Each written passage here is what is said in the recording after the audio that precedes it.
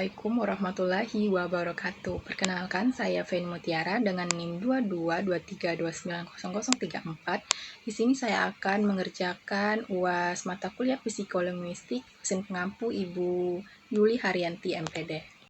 Kasus 1, tindak ekspresif. Seorang karyawan berkata kepada rekan kerjanya, "Maaf ya, aku datang terlambat." Pertanyaan 1. Apa jenis tindak ujaran berdasarkan klasifikasi Shirley? Ujaran "maaf ya, aku datang terlambat" termasuk tindak ekspresif menurut klasifikasi Shirley. Tindak ekspresif digunakan untuk menyatakan perasaan atau sikap penutur terhadap suatu keadaan. 2. Apa maksud ilokusi dari penutur? Maksud ilokusinya adalah mengungkapkan penyesalan serta meminta maaf atas keterlambatannya. Penutur ingin menunjukkan bahwa ia sadar telah melakukan sesuatu yang kurang tepat dan ingin memperbaiki hubungan sosial dengan rekannya. 3. Apakah ujaran ini mengubah keadaan dunia? Mengapa? Tidak, ujaran ini tidak mengubah keadaan dunia secara langsung karena tindak ekspresif hanya menyatakan perasaan penutur, bukan membuat perubahan nyata. Setelah ia meminta maaf, keadaan dunia secara faktual tetap sama, ia sudah terlambat, dan permintaan maaf tidak mengubah fakta tersebut. 4. Jelaskan perbedaan antara tindak ekspresif dan tindak deklaratif. Kalau tindak ekspresif mengungkapkan perasaan, sikap, atau emosi penutur, tidak mengubah keadaan dunia, hanya menggambarkan apa yang dirasakan penutur. Contoh, meminta maaf, berterima kasih, memberi selamat, mengeluh. Sedangkan tindak deklaratif mengubah keadaan dunia melalui ujaran itu sendiri. Hanya bisa dilakukan oleh orang yang memiliki wewenang atau posisi tertentu. Contohnya, saya nyatakan Anda lulus.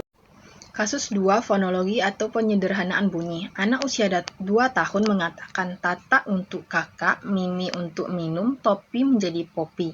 Pertanyaannya 1. Identifikasi jenis proses fonologis yang terjadi dari data ujaran anak usia 2 tahun. Tata untuk kakak terjadi reduplikasi parsial atau pengulangan sebagian suku kata. Juga terjadi fronting. Bunyi K belakang berubah menjadi T, depan. K, T adalah ciri khas fronting pada anak. Mimi untuk minum terjadi reduplikasi pengulangan suku kata pertama.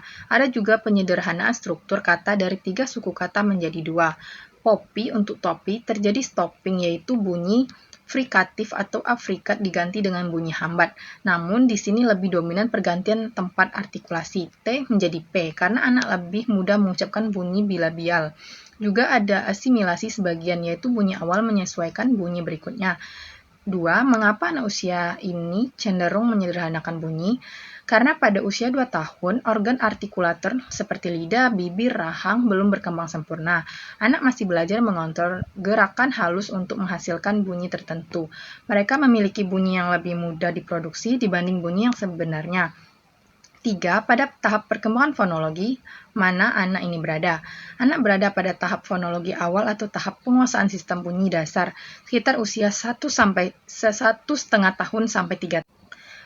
Pada tahap ini, anak belum menguasai semua fonem, masih sering terjadi reduplikasi, fronting, gelinding, dan penyederhanaan bentuk kata.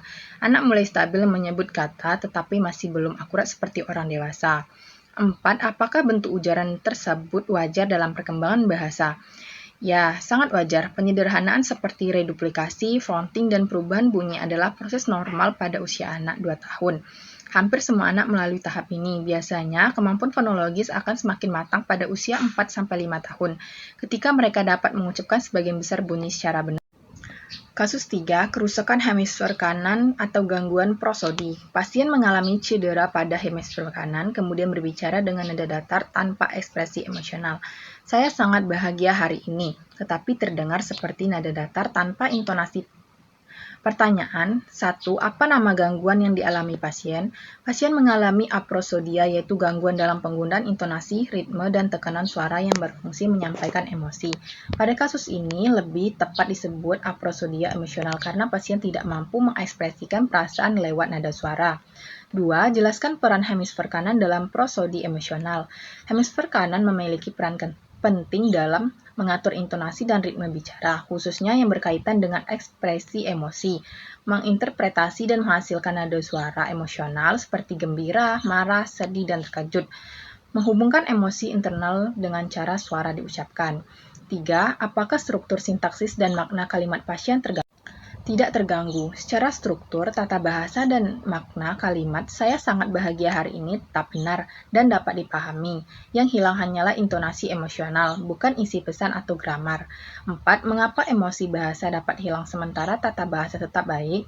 Karena tata bahasa dan struktur kalimat terutama dikendalikan oleh hemisfer kiri, khususnya area Broca dan Wernicke. Emosi dalam bahasa atau prosodi diatur oleh hemisfer kanan. Jadi, ketika hemisfer kanan rusak, prodi hilang, sehingga suara jadi datar tidak ekspresif.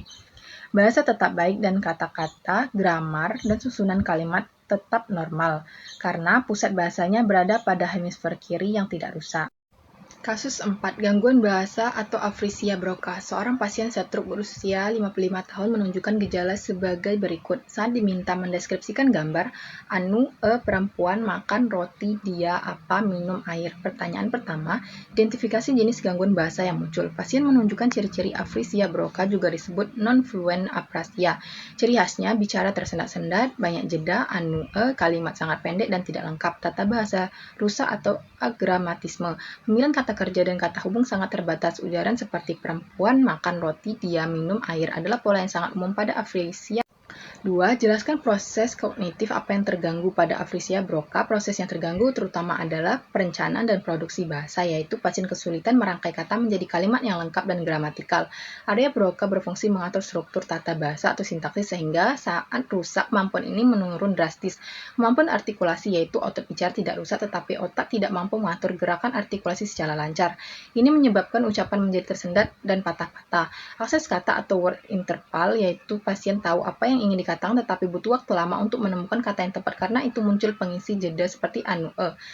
Jelaskan bukti linguistik yang menunjukkan adanya gangguan. Bukti linguistik yang terlihat dari ujian pasien yaitu agramatisme, yaitu kalimat tidak lengkap tanpa unsur tata bahasa yang jelas. Contoh, perempuan makan roti, dia minum air. Ucapan terputus-putus, yaitu adanya banyak jeda dan filter seperti menunjukkan gangguan dalam merencanakan ujaran.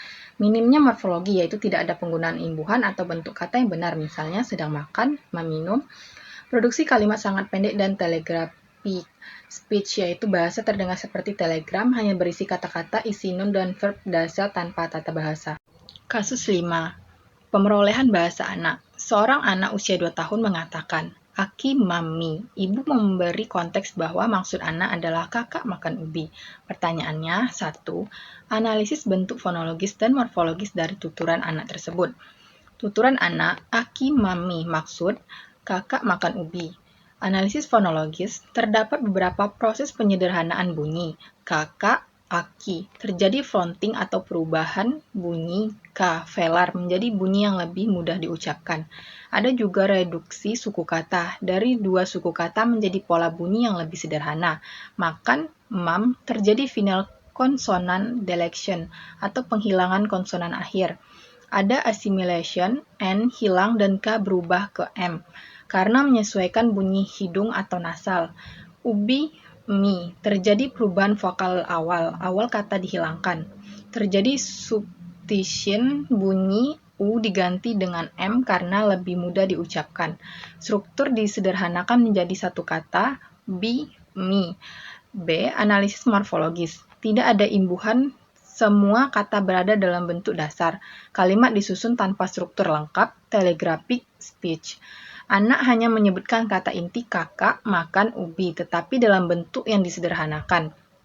Ini menunjukkan penguasaan kata masih terbatas dan belum ada penggunaan morfologi, seperti imbuhan me, kan. Ada bentuk kompleks lainnya.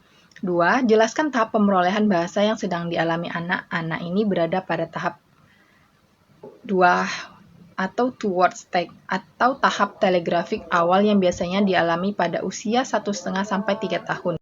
Ciri-cirinya, menggunakan 2–3 kata sederhana untuk menyampaikan maksud lengkap, menghilangkan kata-kata fungsi, kata hubung, atau imbuhan. Kalimat terdengar seperti telegram, hanya menyebut kata-kata inti, nomina, dan verba. Fokus pada makna, bukan pada struktur tata bahasa. Contoh, usia ini, mama mandi, adik minum, mau makan. Maka, aki mami cocok dengan karakteristik tahap pemerolehan bahasa tersebut. 3. Jelaskan mengapa anak melakukan penyederhanaan bunyi. Penyederhanaan bunyi terjadi karena aparat bicara belum berkembang sempurna. Otot lidah, bibir, rahang, dan koordinasi motorik halus belum stabil sehingga bunyi tertentu misalnya K, N, U sulit diucapkan. Anak memilih bunyi yang lebih mudah. Mereka cenderung mengganti bunyi yang sulit dengan bunyi yang sudah dikuasai, misalnya mengganti K dengan T atau M. Sistem morfologis masih berkembang. Anak belum sepenuhnya menguasai semua fonem dalam bahasa ibu, sehingga sistem bunyi masih dalam proses pembentukan. Strategi alami komunikasi, anak ingin bicara secepat dan semudah mungkin, sehingga kata-kata dipersingkat tetapi tetap dipahami dalam konteks.